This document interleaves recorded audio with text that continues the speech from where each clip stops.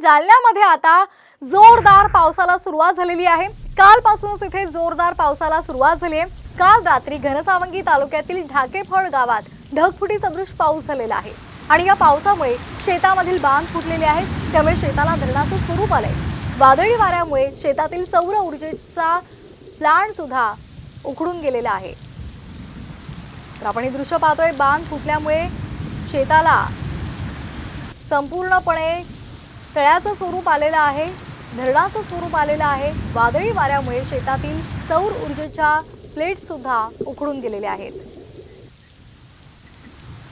या संदर्भात अधिक माहिती घेऊयात आमचे प्रतिनिधी अक्षय शिंदे यांच्याकडून। अक्षय, जालन्यामध्ये मुसळधार पावसामुळे शेतातले बांध फुटलेले आहेत, मोठ्या प्रमाणात नुकसान झालंय, काय अधिकचे अपडेट्स आहेत? काल जालन्यातील डाकेफळ गावामध्ये ढगफुटी सदृश्य पाऊस पाहायला मिळाला आहे। जवळपास जालना जिल्ह्यामध्ये 7 मंडळामध्ये जी आहे ती अतिवृष्टीची नोंद करण्यात आलेली आहे।